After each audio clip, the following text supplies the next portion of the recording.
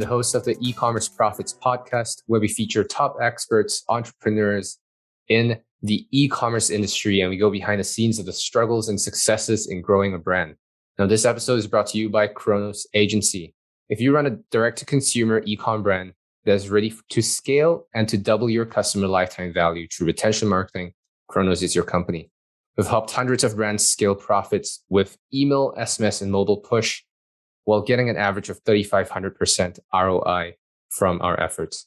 We've worked with brands like The Udi, Truly Beauty, Alya Skin, and many more. The next step is to email us at sales@chronos.agency, or you can go to chronos.agency to learn more. Today's guest is Brandon Young.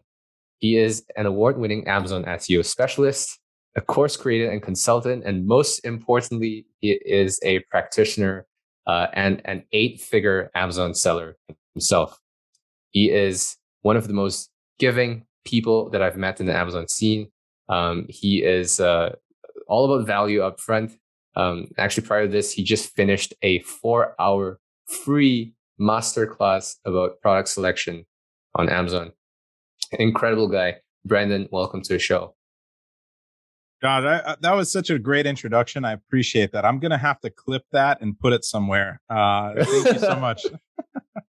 I aim to please. That's my job is to make you look as great as possible. But it's all true. Like, I mean, when I look at and you told me this, that this is not your first business. Like, you had 15 other businesses that you've tried and failed in to some degree. And how do you maintain the level of drive that you have today? And maybe talk a little bit about your history and how you came into the Amazon space. Look, entrepreneurship is hard, man. And what's amazing is you don't know what you don't know. And I think as you get older and you fail more, you just get better at learning from every mistake. And even the successes you have to learn from. So I think that when I met my now wife, I was doing okay, but I had found more success in investing in other people's businesses as an angel investor at that time. Right. And it's more like I could guide, but I couldn't do.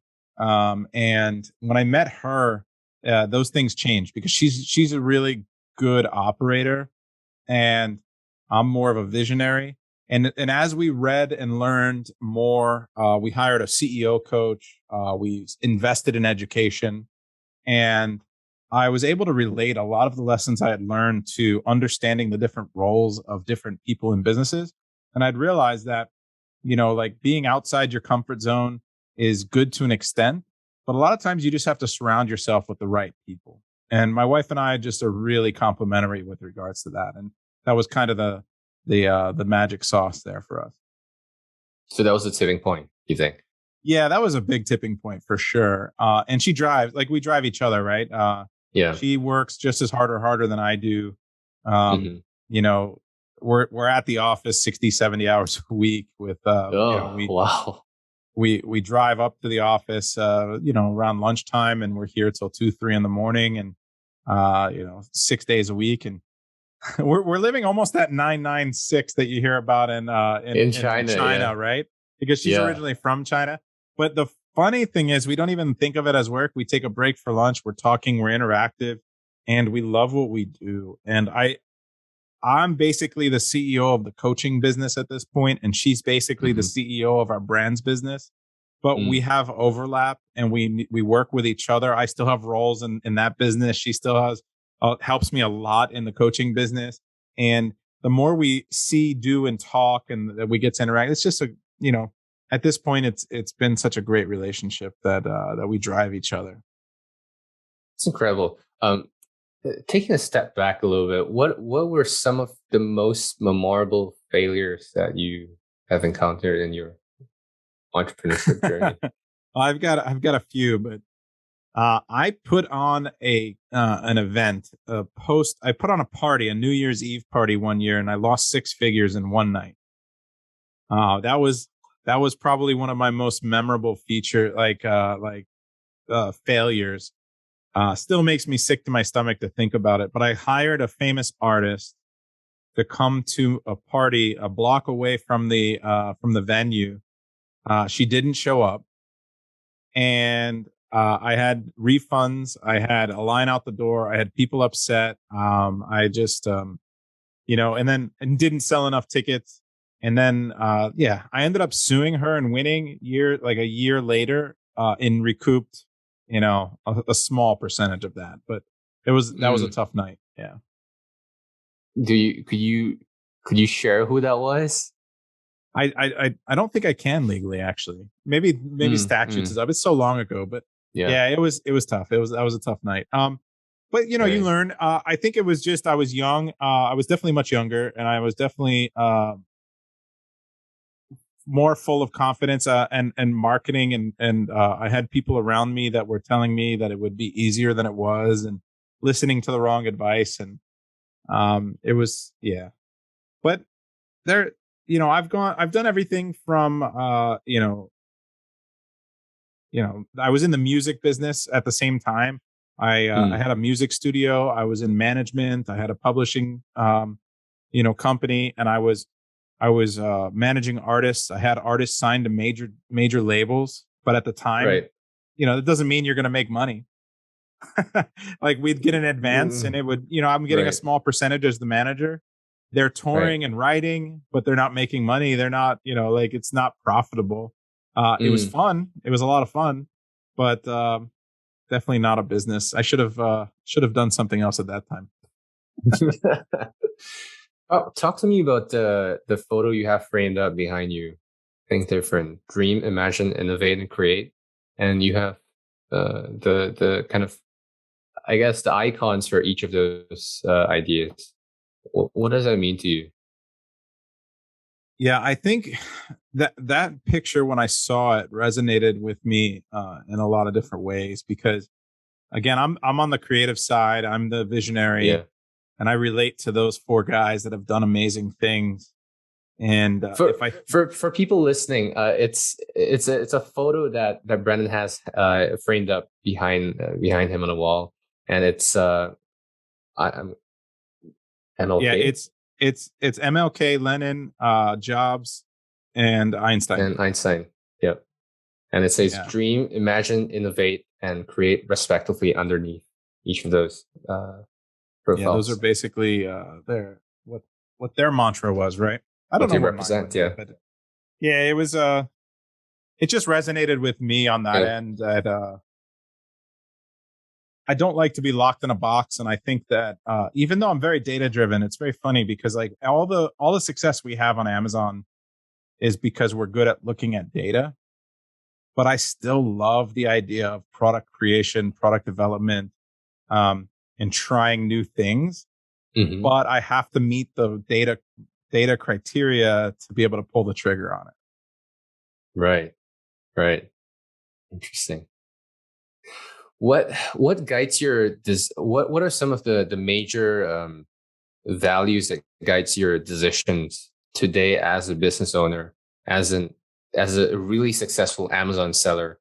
And if you from my point of view, is if you stopped working completely, you'd be fine. You'd be well off, well to do. What keeps you going, and what drives that decision? Yeah, it's really interesting. We could sell our brand's business tomorrow for like 20 million. I could sell my course and software company for a good amount, for 7 figures easily. So we could retire tomorrow if we wanted to, but I think it's I don't feel like we're done. So we circle around like when you learn certain types of management styles, like they're all kind of the same. So if you're talking about 4DX, 4 disciplines of execution, if you talk about, which was famous from Google, you got scaling up is another one.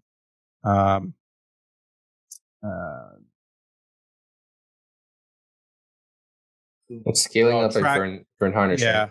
Yeah. And traction is another one, which is like EOS. Oh, yeah.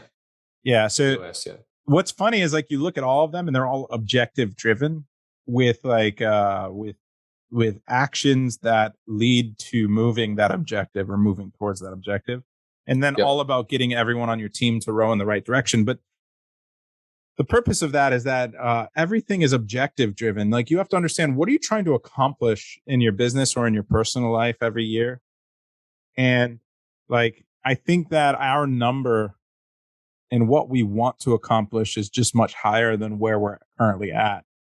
I still don't feel like we've accomplished what we need to accomplish even within our own brands. Like, we're finally hitting that tipping point where we're blowing past 10 million, and our goal is to do 25 next year, followed by like 75. And it's like an acceleration rather than a deceleration. And it feels like we have all the momentum. We know what we're doing. We've built the right team. We've got the right people finally.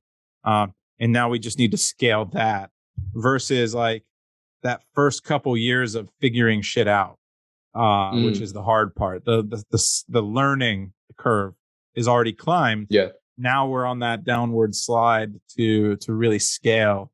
So I feel like we would be giving in too early, but that's different than for a lot of different people, right? Like what you're saying, in the Amazon space, there's this huge movement of these giant aggregators that are raising ungodly amounts of money.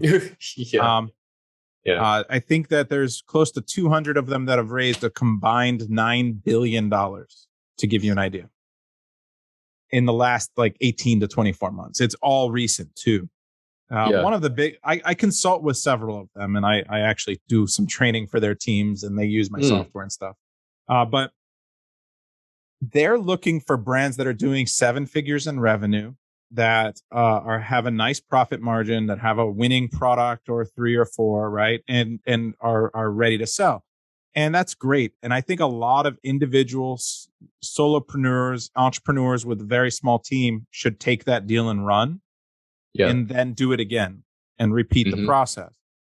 Because going from 3 million in revenue to 10 or 15 or 20 in revenue is an entirely different experience and requires an entirely different approach. You're not working in the business anymore. You're working on it.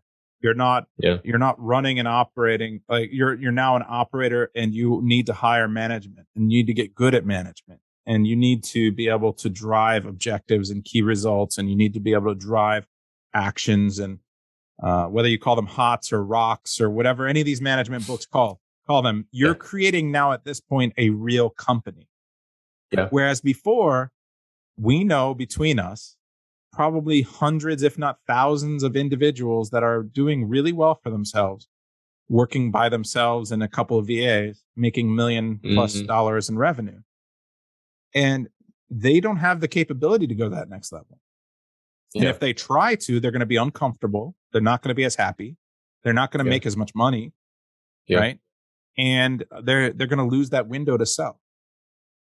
So when you ask me what drives me, it's like, I love that next phase, that 50, 75, $100 million phase, building a real company, a real legacy, a real brand, like my toy brand. I want it to be, like something you see on the shelves and that you talk about, and that you hear the name recognition behind it. Whereas I think a lot of these people that have, a nice lifestyle business, a 7-figure business, and are doing really well by everyday person, go 9 to 5 working Joe standards. I think that they're doing great compared to that, but I just, I want that next level. At what stage do you think, or rather, how do you make that that decision as someone who has a, like you mentioned, lifestyle business, who's doing really well, but perhaps not entirely satisfied with where they're at, kind of to some degree boredom, right? Boredom is relatively common at that level. What's that decision making kind of mindset and process between, all right, I'm going to continue scaling this and push past the unknown to 10 million, or do I take the deal and run with it and repeat the process? How do you guide and coach someone? It all comes down to one word, and it's going to sound cheesy to you. Happiness. Let's hear it. Mm. What do you mean What by that? drives you? What makes you happy? Are you happy working in your business, putting in those hours and driving? Like, what are you going to get out of working your ass off and going to that next level? Are you going to hate your life? It's not for you. Are you? A lot of these people get stuck at that lifestyle size because they're making good income and they're traveling, and happiness is traveling. Happiness is Yeah. freedom. They've achieved that, right? Right. Sell that business, take a couple $1,000,000 off the table, start a couple more, teach a couple other people how to do it, to build it and grow it with you. Work less, travel more, be happy, right? That is success for a lot of people. So whatever you define as happiness is going to be what you should do, what that next step is. Even if you want to go to that next level, like, you need to realize that you need to invest in yourself at that point. You're going to need to make sure that you have the right amount of capital, that you get the right people around you, the right mentors, the right coaching, and that you understand the risks involved, that you understand that you're truly an expert in your field to understand the chances of success for every product you choose to launch at that point, and what is the up and downside of every decision before you make it. When I hear that, I'm thinking about the concept, the idea around happiness, and it's really difficult to kind of wrap my mind around the idea of happiness, because a lot of the times we're kind of at least in my culture, we're taught to be grateful and happy and find happiness in what we have. But the context that we have as entrepreneurs, the privilege that we have as entrepreneurs, is the control and the ability to define what our lifestyle is like. And I think that breaks away from the mold of what it means to find happiness. Most people I know find happiness I know there are a lot of people in this world that barely have 2 cents to rub together that are much happier than a lot of the millionaires we know. Yes. And that's awesome. Yeah. And I see it. And I understood that a while ago, and it's really helped me with relating to people and to students. And I will do as much to convince someone not to take my course and to start an Amazon business as I will to tell them to do it. Because it's hard. It's really, really hard, and it's not for everybody. And I think that if you always try to frame from a reference of happiness, but then also you're realistic about what success it like takes to achieve. Yep. Then that's a formula for you, like, combined with never giving up. That'll lead to success. Now, entrepreneurship as a whole is a whole different beast from finding success and whatever success means and whatever happiness means. Is there, like, you coach a ton of people, a lot of people, and you speak to like unimaginable number of people. What are some of the common traits or I don't want to say criteria, I suppose, that makes an entrepreneur successful, or an aspiring entrepreneur to be successful, versus one that is not? Are there any commonalities between them? Yeah, tenacity was like the biggest one that I see constantly, right? Even at our sophistication level, we're only right with our product selection 80% of the time. So 80% of the time I choose a product, I optimize for it, I rank, I launch it and I rank it. I'll only make money 80% of the time. 20% of the time I'm losing money. And that one time that I'm not right out of, 2 times out of 10 that I'm not right, 1 time out of 5, and I lose money even as I liquidate, is enough for a lot of people who get it wrong at first, who are not as good, who might only have a 60% chance if they know a little bit to be dangerous. Then, they're 4 out of 10 times they're wrong. And so what ends up happening is that one time that they're wrong, they don't learn from it. they just learn they take the wrong thing from it. They say this business is bullshit, or it's not for me, or I can't afford to do that again. Yeah. They can't handle the failure, and they don't want to learn and understand what went wrong and then get better. But without doubt, without exaggeration, I know 500, 600, 700, 7 and 8 figure sellers on Amazon. I was one of the founding members of a mastermind for 7 and 8 figure sellers called $1 Million Sellers, called MDS. MDS, and within my own mastermind, my own inner circle, I have over 300. Okay. So I know probably close to 1,000 personally. Every single one of them, without doubt, will have a story about a product that failed and why it failed. They didn't give up. Almost all of them had failures early on in their business that they could have walked away from the business altogether, but they didn't, and now they're much further for it. And I still see it. I see it with my students that are just starting. I have students. I mean, it's been almost 3 years since we launched the course, so we have students that started from scratch that are now doing 7 figures in profit a year. Like, nice, and I see students who come in, they learn, they launch a product, and it's doing okay. It's mediocre. It might even just be breaking even, not making a lot of money. And instead of learning and doing the next step, they move on to something else, so shiny object syndrome, or they realize that entrepreneurship, it doesn't drive them, or they're not as driven, right? Yeah. Some are beholden to people around them and influences and other obligations too. And it's tough if you've got a family, you've got children, you've got a job that pays your bills, to walk away from that. Like you shouldn't walk away from that to start this business. You should wait until it costs you money going to that job before you walk away from it.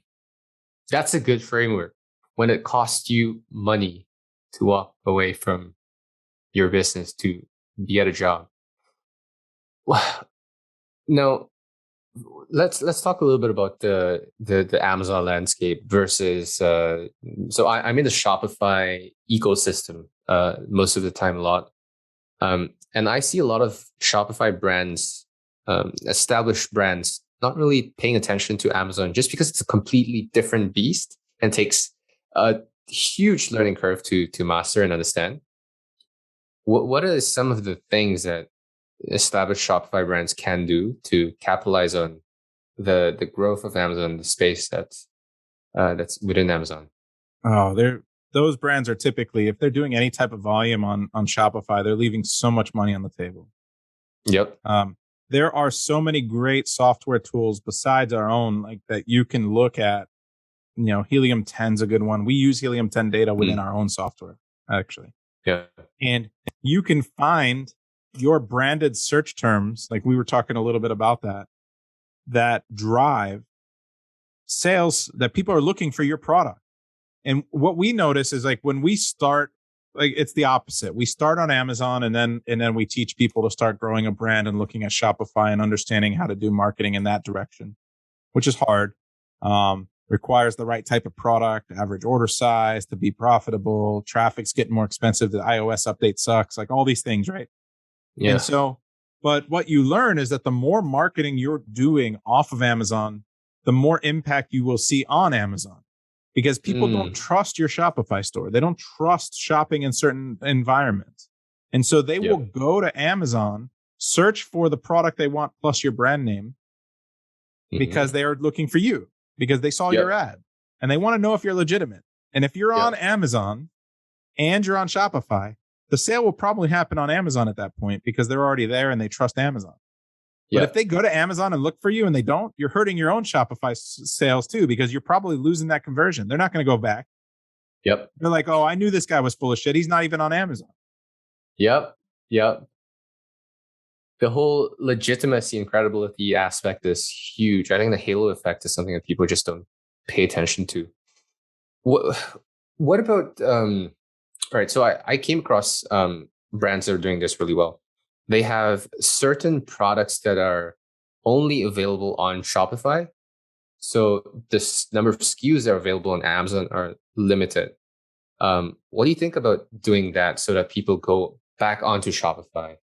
on the I long think I term. heard Ezra talking about doing that, right? Like Ezra Yep. Firestone. Yeah. So Yep. Shout out to Ezra, smartmarketer.com. dude, he's brilliant. He's one of the best like marketers on the planet. Like that dude. He, I idol a lot of the way I structure my teaching after the way he has done it with Smart Marketer. Um, yep. it's very active. I'm moving in a direction where I have other coaches, other content, things like that. But I love Ezra and his content. What I would say is this: I think that the idea there, especially if you have replenishables like he does, it's very different for different niches, right? Yep. Um, his niche being in replenishables and skincare is that he wants to offer an introductory product on Amazon and then bring people back in to sell them additional products and capture that reorder off of Amazon, because Amazon can be expensive with what they're taking from you. Yeah. So people go and look for his brand name with his, like, the type of product, and a different one might pop up, but the brand name pops up and it gives validity. It adds that validity, right? It Hmm.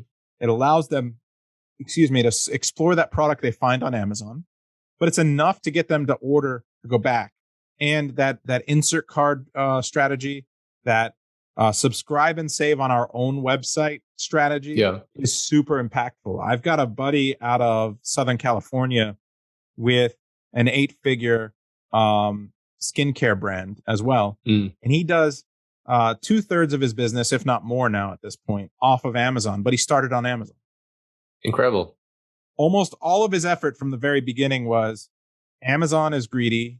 Amazon is going to continue to try to screw us and copy us and do all these things to us.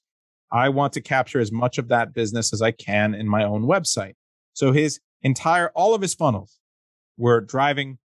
He was using Amazon as his top of funnel, and then bringing people into his own website through different insert cards and whatever Yeah. else he could that were, within terms of service. It's there. And then Yeah. once they were engaged and he had their information, he would just market the shit out of them. Emails. He says email is still great. Yep. He's spending $1 million a month on Facebook ads, to this day. Oh, So imagine now he's got such an amazing brand that's growing, and he's got that subscribe and save. And that's a huge difference that I was talking about with, like, I'm in the toy business. There are things I can do where I can grow with the child. I can have a birthday club. I can mm. remarket new toys. I know if it's a 3-year-old girl or a 6-month-old baby, and I can then remarket new toys to them as they get older, right? I can have Yeah. like I can work on a subscription box. That's a lot of work, right? Like, that's really hard. You know what's easier?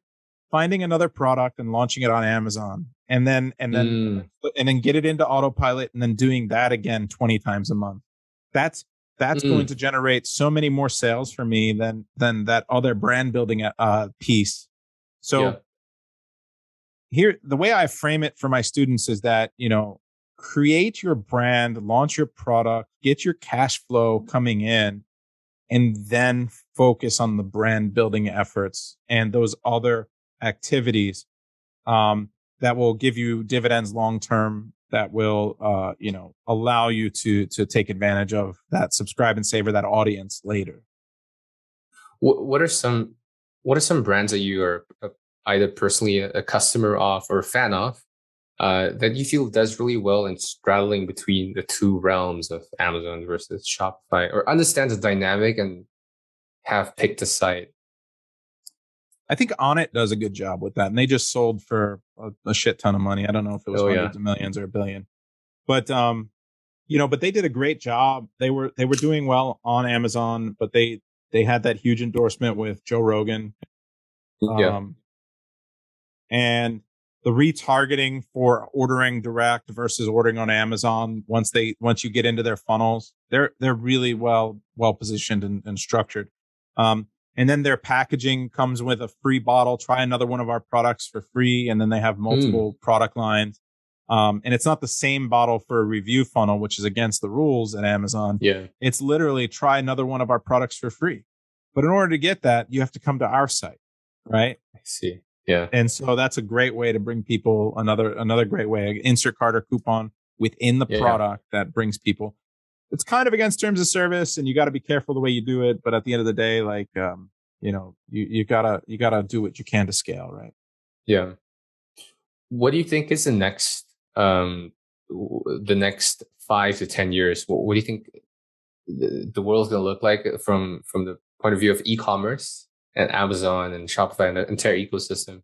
What's your take on that? Oh man, I always like to look at China to see where e-commerce is going. Yep. They're so far ahead of us, and they It's remain ahead of insane. us. Yeah. So individual product branded stores are tough and hard, and marketing is tough. That's going to come down to so they call it, I guess, social e-commerce, right? Like Yeah. Instagram and Facebook. And Yeah. that's cute and that's nice and that's going to drive some sales. TikTok is going to crush everybody. If Reels can catch up, then Instagram's going to do okay. But Mm. Reels is getting better. They need to do some small things with their algorithm and some small things with the UI and UX. But the main thing is like TikTok is already proven the business model of live selling in Yep. China. Taobao, Tmall. I think that even just last week, I read the news that the Lipstick King, Chinese seller who sells makeup, he's a guy and he puts makeup Yep. on live, takes it Yeah. off, puts it on, takes it off, puts it on, shows women different shades, and has a Yeah. great personality. He did $1 billion in revenue in one session. $1 A billion billion in revenue in with a Chinese B. yuan. No, bill. I think it was $1 billion US. Billion US? It may have, could have been Holy $1 billion shit. yuan, but that would still be 300 million or That 200, would still be almost 200 200. million, Either right? way, it's insane. It's an In a insane single amount of session? money in one session. So the reality is that I think social influencers, like influencer marketing, once they figure it out, there's a huge disconnect right now with regards to influencers and then fulfillment and influencers and branding and brand creation and private label. And the first people that figure it out with regards to creating an agency that can put them together and scale is going to be very rich. Mm. Because you're going to be able to talk to influencers who are great at having conversations and selling live. And you're going to be able to provide them with all the goods they can possibly sell. And they're going to sell a lot of them. And yeah, and it's not about like creating the next brand for that influencer. It's about your brand. It's about like Yep. you just letting them sell your stuff. I think people don't realize how big this is, like live selling is outside of the US. Even in Southeast Asia, where I'm at, in Malaysia and like, the Chinese community in Malaysia, it's huge. I have like my mom is in Malaysia. She would tell me that, oh, I want to buy this thing that I saw on Facebook Live. I'm like, what are you talking about? How do you? Yeah. Wow, she doesn't even know how to operate a laptop, mind you. So that's a whole new mobile first generation for like Gen Z and millennials, but also for the older generation who's picking up smartphones, but don't necessarily know how to. But that's why they're ahead of us with regards to e-commerce, because they skip straight from desktop to mobile, right? Mm-hmm. Yep. In China. And Yep. so e-commerce platforms like Taobao and Tmall and all those there's probably 4 or 5 major ones that are bigger than anything here. And Yeah. They drive so much revenue that anyone here wouldn't believe the numbers. And It sounds so insane. we Yeah. talk about Amazon being a huge beast, and even Amazon's trying to get into live and moving too slow for it. Probably they're Mm. going to struggle to compete with TikTok. I think. Like to be honest, TikTok just hit 1 billion users. Yeah, good luck. They're gonna keep growing. Oh yeah. I've no doubt. I'm curious. What do you think would be the next best step for a brand that understands this, believes that this is the next big thing? How do you get on to TikTok and a platform like that? So you can start by just working with influencers that are already in the space that are good at live, or you can just Yeah. create a studio in your own office and hire someone to go live for you and display your product, try it on. You got to understand that like clothing, makeup, and accessories do the best. But you know what also does great? Snacks. It's crazy to Really? think. So if you go and study the metrics and you're just like, hey, and people just open up a bag of chips and eat it and taste it, they're like, yeah, that one wasn't good. And they're honest.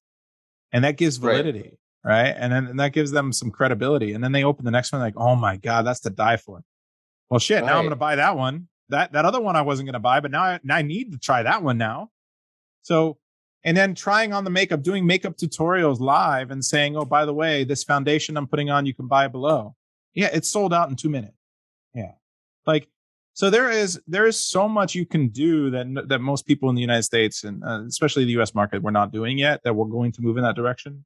And, but people who build real brands are going to win in the long run. And I think that, what we do from an Amazon SEO standpoint will have its place. It'll be great. It's still Yeah. great. We drive a ton of sales. People are still going to shop on Amazon and continue to grow. That market's going to continue to grow. But Yeah. I think that the fastest growing segment will be live for the next 5 years. And it's going to be the biggest thing in the next few years. Yeah. Incredible. Brandon, thank you so much for your time. What is the best way for people to connect with you and learn more about what you do? Yeah, you can go to seller-systems.com. I have a free masterclass. I just got done shooting tonight. It's probably the third 4 version. hours long. Yeah, it's 4 hours and free. So I don't hold anything back about product selection. For everyone on here that listens to that is on Shopify, I'll help you look at the data as to the competition, the keywords that drive sales, how your competitors are doing, which products to choose to launch onto Amazon, because you probably have a ton of SKUs and you need to know which to prioritize. I show you all that in the free class. Perfect. Brandon, thank you so much for your time.